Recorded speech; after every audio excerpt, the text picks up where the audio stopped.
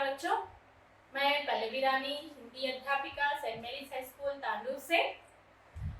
पहली कक्षा में हम देखे हैं 9वीं कक्षा से पहला पाठ का हमने पूर्ति किया है। आज हम अगली कक्षा 9वीं कक्षा का दूसरा पाठ गाने वाली चिड़िया की ओर जाएंगे।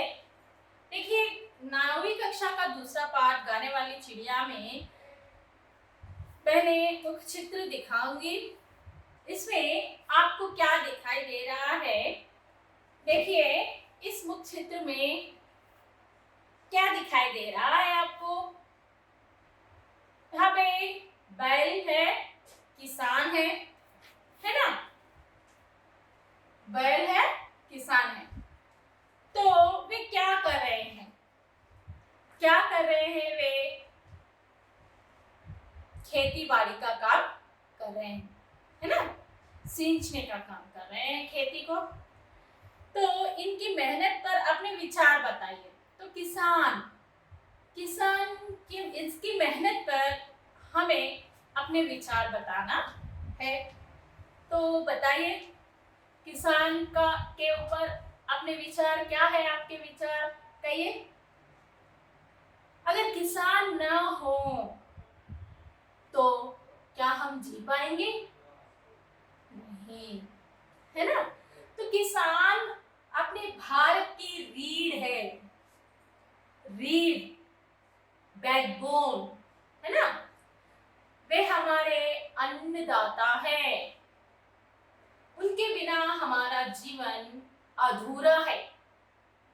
उनके बिना हमारा जीवन यहाँ पर नहीं हो सकता।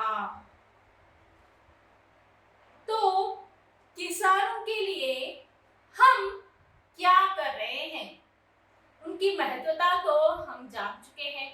उनके बिना हम जीवन नहीं जी सकते, दूभर है उनके बिना जीवन। वे हमारे अन्नदाता है, वे भारत की रीढ़ है ना। किसान के अभिवृद्धि के लिए, उनके जीवन के लिए वह अपने पूरा जीवन हमारे लिए कृषि करते हैं।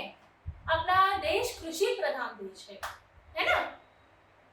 अपने देश में ज्यादातर सभी लोग इस धरती पर कौन जीते हैं? गांव में ज्यादातर, भारत में ज्यादातर गांव ही है, किसान ही है। 80% जनता गांव में ही जीती है। किसान भारत की रीढ़ कहलाते हैं। उनके बिना हमारा जीवन अधूरा है, दूभर है। उनके लिए हमें क्या करना चाहिए? उन्हें हमें शिक्षित करनी चाहिए, पहला, है ना। और प्रौढ़ शिक्षा के माध्यम से और क्या करना चाहिए? कम मूल्य में उनके व्यवसाय के अच्छी तरीके, नए तरीकों से, नई टेक्निकों को उन्हें बताना चाहिए। वो चीज ऐसी हो जो फिर से उसका उपयोग कर सके, ऐसी वस्तुओं का उन्हें बताना चाहिए। नए टेक्निकों का उन्हें अवगाहन करनी चाहिए, उन्हें शिक्षित करना चाहिए। सरकार से ओर से उन्हें सूद का प्रबंध भी हमें करना चाहिए, जिसके उनकी थोड़ी मुश्किलें हम आसान कर सकें। यह हमारा अपने कर्तव्य है। इस देश में हम भी जीवन यापन कर रहे हैं उनके साथ साथ। तो यह हमारा जीवन किसके ऊपर आधार है? किसानों के ऊपर ही यह हमारा जीवन आधारित है। खेती बाड़ी के बिना हमारा जीवन कुछ भी नहीं है।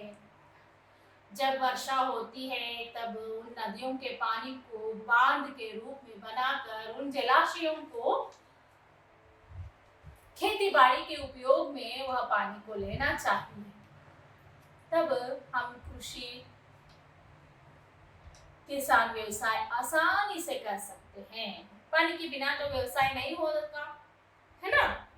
और जो समय पर अगर खेती उगनी है, अच्छी फसल होनी है, तो उन्हें हमें प्रशिक्षित करना है, पढ़ना लिखना उन्हें सिखाना चाहिए, है ना।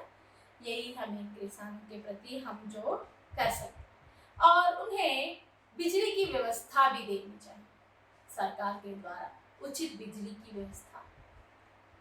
इन सभी अगर हम ये सब करें तो किसान और भी आगे बढ़ सकता है, अपने देश को आगे ले जा सकता है ना। तो इससे हम पाठ में जाएंगे, गाने वाली चिड़िया आज का मुख्य पाठ है। कुछ पक्षियों के नाम बताइए, बताइए। कबूतर, मोर, चिड़िया, है ना। तो इस तरह कई पक्षियां हैं, जो कुछ पक्षियां ऐसे भी हैं जो अपने घर में पालतू जानवर के रूप में हम अपने घर में रखते हैं। इसमें चिड़िया भी है, ऐसे जंतु, जीव जंतुओं में, ऐसे पक्षियों में चिड़िया भी हम अपने घर में पालते हैं, चिड़िया को। तो इस तरह उसी के ऊपर हम गाने वाली चिड़िया कहानी पाठ है यह। आज हम गाने वाली चिड़िया 9वीं कक्षा के पाठ में जाए। यह एक छोटी सी कहानी है। एक गांव में एक राजा रहता था। उसका सुंदर महल था। उसे बहुत गर्व था अपने महल के ऊपर। तो उस महल को देखने के लिए दूर दूर से यात्रियां वहां आते थे और अपनी यात्रा वर्णन में उस महल के बारे में बहुत सारा वर्णन करते थे। इसके साथ साथ उनके राज्य में एक गाने वाली चिड़िया भी थी, जो राजा को मालूम ही नहीं था। जो यात्री गाने वाली चिड़िया के बारे में भी उस पुस्तक में वर्णन किया था। महल के साथ साथ गाने वाली चिड़िया के बारे में भी सभी यात्रियों ने वर्णन किया। तो राजा जब वह पत्र पढ़े तो उसे भी मन में यह उत्सुकता हुई कि मेरे राज्य में गाने वाली चिड़िया भी है, तो मैं उसे देखना चाहता हूँ और उसका गाना सुनना चाहता हूँ। उसने सैनिकों को बुलाया, कहा कि जाओ, जाकर उस चिड़िया को ले आओ, मैं उस गाने वाली चिड़िया का मधुर गाना सुनना चाहता हूँ। तो सैनिक जंगल में गए उस चिड़िया को लाने। चलते चलते जंगल में उन्हें एक लड़की मिली, जो उस गाने वाली चिड़िया के बारे में वह जानती है। सैनिक ने पूछा कि क्या लड़की आप गाने वाली चिड़िया को जानते हैं? तो लड़की ने कहा, हाँ, मैं गाने वाली चिड़िया को जानती हूँ। जब मैं काम से थक जाती हूँ तब वह अपनी मधुर गाना सुनाकर मेरी पूरी थकान दूर करती है। इस तरह लड़की ने कहा। अगले दिन राजा के अनुरोध पर उस लड़की ने चिड़िया को महल ले गई। सभा में सभी लोग उपस्थित थे राजा के साथ साथ। चिड़िया ने अपनी मधुर आवाज में गाना सुनाया। राजा को वह गाना बहुत अच्छा लगा, मन को छू लिया उस गाने ने राजा का। राजा ने कहा,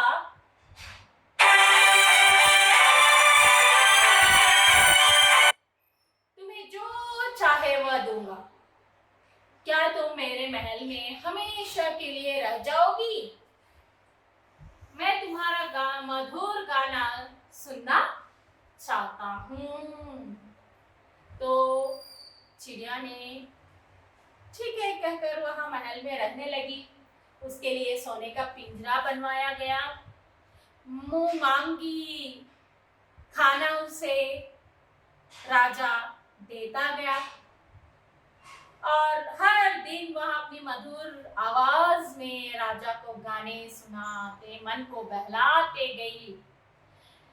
चलते इसी तरह दिन चलते गए।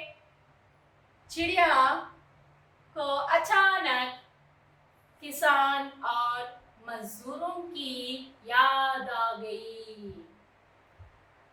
वह फिर वापस जंगल में अपनी मधुर गाना उन्हें सुनाने के लिए वापस चली गई। यह जानकर राजा अस्वस्थ हो गया। यह बात धीरे धीरे धीरे पूरे राज्य में फैल गई। एक दिन चिड़िया को मालूम हुआ कि राजा बहुत अस्वस्थ है चिड़िया के कारण। तो चिड़िया का मन बैठ गया। तो उसने फिर से राजा के पास आई चिड़िया अपनी गाना सुनाने के लिए। राजा को गाना सुनाई चिड़िया ने। तब धीरे धीरे राजा स्वस्थ हो गए। फिर से राजा ने कहा, क्या चिड़िया तुम इस सुंदर महल को छोड़कर, मुझे छोड़कर क्यों तुम जंगल में फिर गई? तो चिड़िया ने कहा, राजा, जो काम करते हैं, जो मजदूर है, किसान हैं, दिन भर अपने लिए, अपने राज्य के लिए, अपनी प्रजा के लिए काम करते हैं, अपने पसीना निचोड़ते हैं। क्यों? अपनी खुशी के लिए। उनकी थकान दूर करना चाहती हूं मैं चिड़िया अपने मधुर गाने से मजदूरों की थकान दूर करना चाहती हूं। इसीलिए केवल आपके लिए ही नहीं, किसान और मजदूरों को भी मैं सहायता करना चाहती हूँ। यह मेरा कर्तव्य है। तब राजा को बात समझ में आई। फिर चिड़िया फुर्र से जंगल में चली गई। कभी कभी राजा के पास आती थी, अपना मधुर गाना सुनाकर फिर चली जाती थी। देखिए, पशु पक्षियों में भी कितनी मानवता हमें दिखती है। वह किसानों और मजदूरों को जो करना चाहती है, क्या हम इंसान हैं? इंसान होने के नाते हमें भी कुछ सोचना चाहिए उनके लिए, है ना? इस पाठ के आधार पर आपको क्या समझ में आया बच्चों? क्या समझ में आया आपको? इस पाठ का उद्देश्य क्या है? किसान और मजदूर अपने सुखों के लिए, अपनों सुखों को त्याग कर दूसरों को अन्न और आनंद देने के लिए, अपने प्राण तक त्याग करने के लिए तैयार है। तो दूसरों के काम आने में ही जीवन का सच्चा सुख निहित है। यही इस पाठ से हमें सीख मिलती है। क्या सीख मिलती है? दूसरों के काम में आने में ही जीवन का सच्चा सुख निहित है। यह इस पाठ का मुख्य उद्देश्य है। कहानी समझ में आया बच्चों आपको? हाँ, गाने वाली चिड़िया। तो इस पाठ में देखिए कई सारे ऐसे शब्द आए जो हमने कभी नहीं सुना होगा। ऐसे शब्दों को, ऐसे कठिन शब्दों को आपको पाठ के आधार पर रेखांकित करनी चाहिए। उन कठिन शब्दों को अपने उत्तर पुस्तिका में आपको लिखनी है और उनके अर्थ, जो भी व्याकरणांश है, उन सभी को आपको अपने उत्तर पुस्तिकाओं में आपको लिखनी है, जो हमेशा हमेशा के लिए आपको याद रखनी है। समझ में आया बच्चों? देखिए, इस पाठ में कहा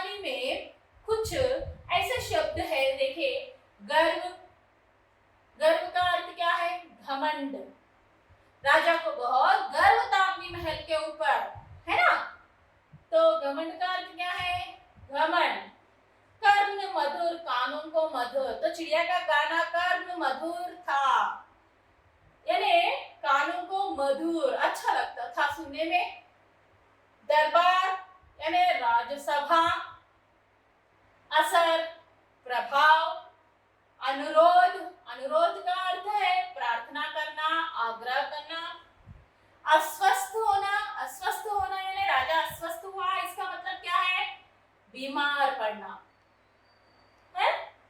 तो इसमें विलोम शब्द भी है, सुंदर, कुरूप, आरंभ, समाप्त, उपस्थित, अनुपस्थित, मधुर, कर्कश, भोर, संध्या, त्याग, स्वीकार।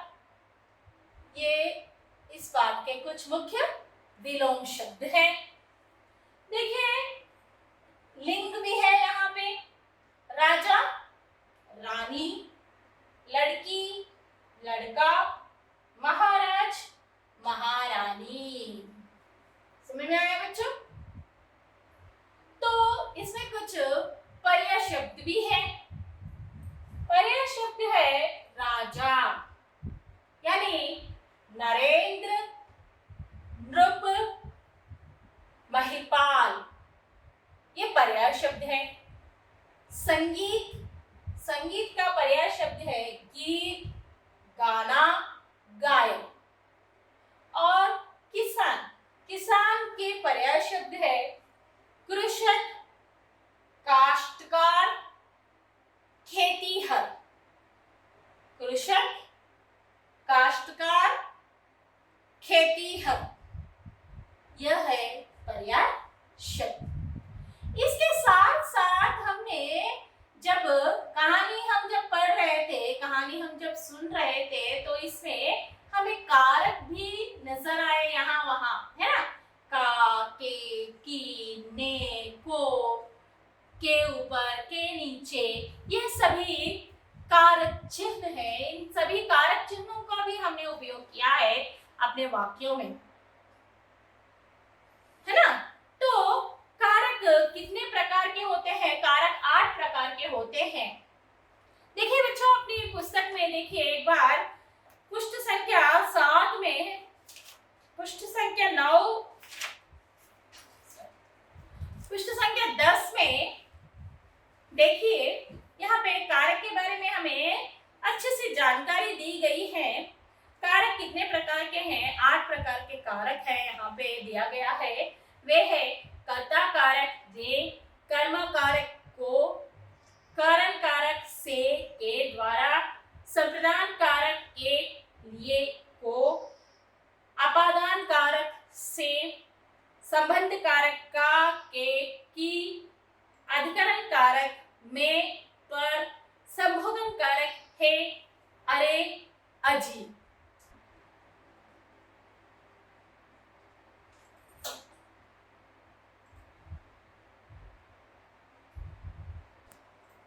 बच्चों चलिए आज की गृह कार्य की ओर चलते हैं। किसानों और मजदूरों की दशा सुधारने के लिए हमें क्या करना चाहिए? इसे सुनिए, किसानों और मजदूरों की दशा सुधारने के लिए हमें क्या करना चाहिए? पाठ के पहले भी मैंने किसानों के बारे में आपको कहा है और बीच बीच में मजदूरों के बारे में भी मैंने इधर उधर कहा, प्रस्तावन किया है। तो हमारा इसके प्रति कर्तव्य क्या है, आपको अपने उत्तर पुस्तिका में लिखनी चाहिए। इसके साथ साथ और एक प्रश्न में है, इस पाठ का इसका कैसा है पाठ है? यह कविता है, संवाद है या फिर कहानी है? ऐसा पाठ है, ये कहानी है ना? तो इस कहानी पाठ को हमें संवाद के रूप में लिखना चाहिए। यह दूसरा प्रश्न है। समझ में आया बच्चों? संवाद के रूप में। संवाद का मतलब समझते हैं? संवाद का मतलब कन्वर्सेशन।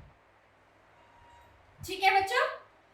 यहाँ पे राजा और उस लड़की के बीच का भाषण या फिर दरबारी और चिड़िया लड़की के बीच के भाषण जो भी हो रहा है, उन सभी बातों को लेकर तुम्हें इस कहानी को संवाद के रूप में आपको लिखना है। ठीक है बच्चों, इससे मैं समझती हूँ कि यह कहानी आप सभी को अच्छी लगी होगी। फिर दूसरे कक्षा में फिर से मिलेंगे। धन्यवाद।